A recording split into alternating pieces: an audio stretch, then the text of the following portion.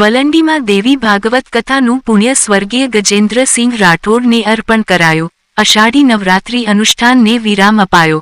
વલંડી રામાપીર ધામમાં વિશ્વવિખ્યાત સુપ્રસિદ્ધ કથાકાર પૂજ્ય શ્રી પ્રફુલ્લભાઈ શુક્લ દ્વારા ચાલી રહેલા અષાઢી નવરાત્રિ અનુષ્ઠાનને આજે ભાવ વિભોર વાતાવરણમાં આજે વિરામ અપાયો હતો. નવમો નવચંડી યજ્ઞ ઓઝરના શ્રીમતી રમીલાબેન પટેલના મનોરથોપદે સંપન્ન થયો હતો. આયોજક શ્રીમાન પ્રદીપભાઈ પટેલના આયોજનથી યોજાયેલી દેવી ભાગવત કથાનું સમસ્ત પુણ્ય સ્વર્ગીય ગજેન્દ્રસિંહ મધુસિંહ રાઠોડ દુલસાડ ને અર્પણ કરાયું હતું. શ્રી મુકેશસિંહ રાઠોડના હસ્તે સંકલ્પ કરાયો હતો. ઓઝરના પૂર્વ સરપંચ શ્રી રમેશભાઈ પટેલે અભિનવ સુરત ન્યૂઝ ચેનલના એડિટર શ્રી પ્રકાશભાઈ પટેલ અને દિવ્ય ભાસ્કર અને વર્તમાન પ્રવાહનો જાહેર આભાર વ્યક્ત કર્યો હતો. ભક્તિભાવપૂર્વક માતાજીની પ્રતિમાને ઓરંગા નદીમાં જવારા સાથે પધરાવીને વિસર્જન કરવામાં આવ્યું હતું. અનુષ્ઠાનમાં સહભાગી બનનારા શ્રી બિપિનભાઈ પટેલ ભૈરવી, શ્રી બચુભાઈ પટેલ, શ્રી પંકજભાઈ પટેલ અને 9 દિવસ દૂર દૂરથી પધારનારા સોને ધન્યવાદ અપાયા હતો. મૂર્તિદાતા શ્રી અરવિંદભાઈ જરીવાળાનો પુનઃ આભાર વ્યક્ત કરાયો હતો. પૂજ્ય શ્રી પ્રફુલ્લભાઈ શુક્લે છેલ્લે કહ્યું હતું કે અસ્થિર મનના માનવીને રસ્તો પણ જડતો નથી, પણ નિર્ધાર જો હોય અડગ તો એને હિમાલય પણ નડતો નથી. ચારે બાજુ જળબંબાકાર હોવા છતાં જે લોકો અહીં સુધી પહોંચ્યા છે એ જ સાચા સદનસીબ છે. માતાજી સોનું કલ્યાણ કરે એવા આશીર્વાદ છે. જય ભવાની, જય અંબે. પ્રસ્તુતિ અભિનવ સુરત ન્યૂઝ ચેનલ, એડિટર પ્રકાશ પટેલ, સુરત. નવરાત્રી અનુષ્ઠાન નવચંડી યજ્ઞ અને દેવી ભાગવતના મહત્વને અહીંયા વિરામ આપીએ છીએ. આજે અમારા રમીલાબેન પટેલ, ઓઝર ઈશ્વરભાઈ પટેલ, અમારા બચુભાઈ પટેલ, અમારા પંકજભાઈ પટેલ, અમારા બિપિનભાઈ પટેલ ભૈરવીથી ખાસ આ অনুষ্ঠাનની અંદર ઉપસ્થિત રહ્યા. મહારાજ રાજેશ્વરી ભગવતી જગદંબાના અંતિમ ચરણોમાં શુંભ અને નિશુંભના વધની કથા આવે છે. શુંભ અને નિશુંભ નામના રાક્ષસનો માતાજીએ તલવારથી નાશ કર્યો છે. બોલો આદ્ય શક્તિ અંબે. વરંદીના અંદર અમારા પ્રદીપભાઈ પટેલ એના સહયોગથી ખૂબ જ આનંદથી આ અષાઢી નવરાત્રી અનુષ્ઠાન થયું. આટલા ભયંકર વરસાદની અંદર પણ જે લોકો માતાજી સુધી પહોંચ્યા એ સૌને ખૂબ ખૂબ ધન્યવાદ છે. ખરેખર અનુકૂળતા હોય તો બધા જ ભજન કરે, પણ પ્રતિકૂળતામાં પણ ભજન છૂટે નહીં. એ જ માતાજીની કૃપા છે. અનુકૂળતા હોય અને બધું વચ્ચે બધું સારું હોય ત્યારે તો બધા જ ભજન કરે, પણ ગમે એવા કઠિન સમયની અંદર પણ આજે અમે ઔરંગાના બ્રિજ પરથી આવતા હતા, પોલીસે ના પાડી, ઉપરથી નહીં જવાય, પાણી ભરપૂર વહે છે. પણ મેં કીધું જો માતાજી પાસે જવાનું છે તો જે થવાનું હોય તે થાય.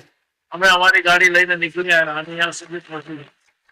હવે આજે જયારે આ અષાઢી નવરાત્રી અનુષ્ઠાન અહીંયા વિરામ મળે છે ત્યારે આ કથાનું સમસ્ત પુણ્ય મારા દુલસાડના દરબાર ગજેન્દ્રસિંહ મધુસિંહ રાઠોડને એને અર્પણ કરીએ છીએ. બધા 3 વખત બોલો અંબે જગદંબા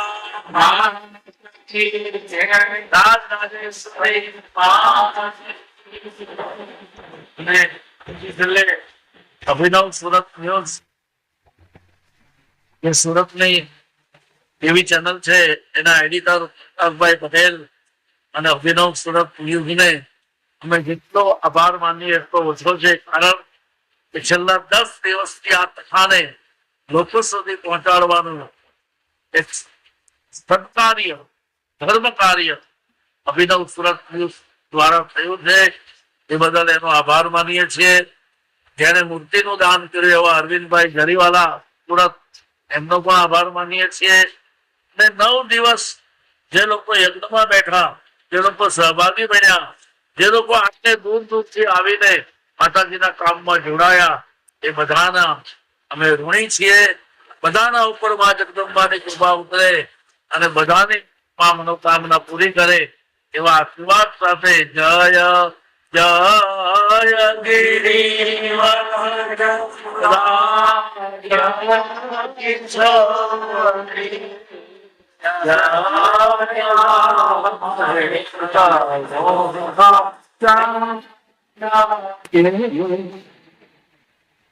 નમસ્કાર, વંદન.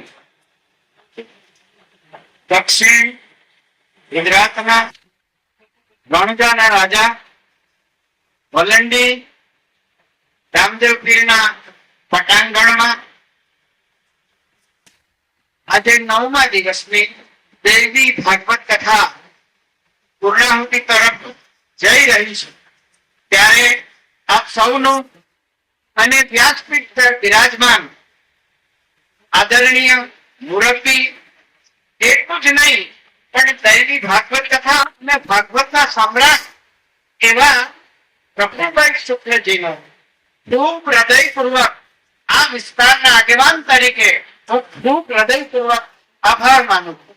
એટલું જ નહીં, ઓછર, નવેરા, વલંડી, ભૂતસાર અને બોદલાઈના પ્રેમી ભક્તોએ ઉપસ્થિત રહીને જે 9 દિવસ સુધી લાભ લીધો છે તે દૈવી ભાગવત કાર્યનો અને નવચંડી યજ્ઞનો, આવો અવસર વારંવાર મળતો નથી. તો પ્રેમી ભક્તોએ ભાગ લઈને ખૂબ સુંદર રીતે આ વિસ્તારમાં આ કાર્યને સફળતાપૂર્વક પાર પાડ્યું છે. તે બદલ આપ સૌનો હૃદયપૂર્વક આભાર માનું છું. એટલું જ નહીં પણ પ્રદીપભાઈ અને મણિબેન નું આ આંગણું છે, એમણે પણ મહાપ્રસાદ દરરોજનો 9 દિવસ સુધી આપીને આપણને ઉપકૃત કર્યા છે, ધન્ય કર્યા છે. તો ભાઈ પ્રદીપભાઈ અને મણિબેન નો પણ ખૂબ ખૂબ આભાર. સ્વર્ગસ્થ દુલાલભાઈએ આ વિસ્તારમાં રામદેવ બાબાની ધૂણી દેખાવીને હજારો લોકોના આત્મ કલ્યાણના માર્ગે દોરીને આપણને જે ધન્ય બનાવ્યા છે તે બદલ ખૂબ ખૂબ ધન્યવાદ. એટલું જ નહીં પણ બાપુ અહીં આવીને આ દૈવી ભાગવત કર્યું છે, પરંતુ આવતા દિવસોમાં એમણે જે દ્રઢ સંકલ્પ લીધો છે એ સંકલ્પની સાથે હું પણ છું. ખૂબ ધન્યવાદ કે બાપુ એમ કહે છે કે આ પતરાનું શહેર આપણે બદલવાનું છે. એટલું જ નહીં, અહીંયા આરસીસી નું ધાબુ થાય એવી ભદ્ર ભાવના વ્યક્ત કરી આવા દૈવી પુરુષ, આવા દૈવી ભાગવત કથાકાર ના મુખેથી સાંભળીને મારું હૈયું પણ ગદગદિત થાય છે. આટલા મેઘામાં, આટલા વરસાદમાં આપ સૌ ઉપસ્થિત રહ્યા છો તે બદલ આવા સુંદર દૈવી ભાગવત કર્યાનો ખૂબ ખૂબ આભાર. આભાર.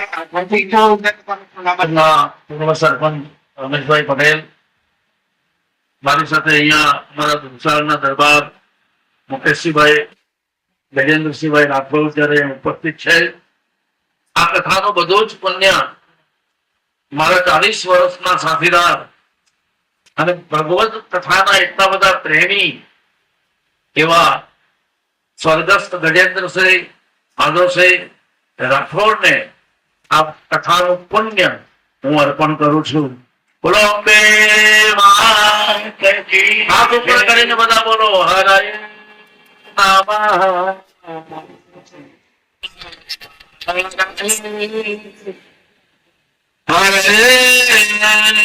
નમઃ. તો આ રીતે આપણે અર્પણ કરીએ છીએ. ખરેખર દૈવી આત્મા પછી વિદાય થયા ને 1 વર્ષ ઉપર થયું છે, પણ 1 જ વર્ષમાં જેને દેવી ભાગવત નું પુણ્ય પ્રાપ્ત થાય એ આત્મા સુદભાગી ગણાય. માતાજીના ચરણોમાં ગજેન્દ્રસિંહભાઈ નું સ્થાન રહે. અને છેલ્લે રમેશભાઈ, હું, તમે અને બધા જ આપણે અભિનવ સુરત ન્યૂઝ અને એના એડિટર પ્રકાશભાઈ પટેલને ફરી એક વખત ધન્યવાદ આપીએ, આભાર વ્યક્ત કરીએ કે આ કથાને એને ઠેર ઠેર સુધી પહોંચાડી છે. આખા ગુજરાતની અંદર આ કથાને ફ્લેશ કરી છે. વલંડીની કથા ગુજરાતના ખૂણે ખૂણે પહોંચી ગઈ છે. બોલો અંબે માત કી જય ભવાની, જય અંબે, જય ભવાની, જય અંબે. બોલા બધા ઉભા થઈને સાથે જાઓ ગાડી સુધી. જય ભગવાન. એવી વહમી વિદાયું અંબે માતની રે, એવી વહમી વિદાયું અંબે માતની. માડી સુખડા રે દેજો, દુખડા રે કાપજો, સુખડા રે દેજો માડી, દુખડા રે કાપજો. વહમી વિદાયું અંબે માતની રે, એવી વહમી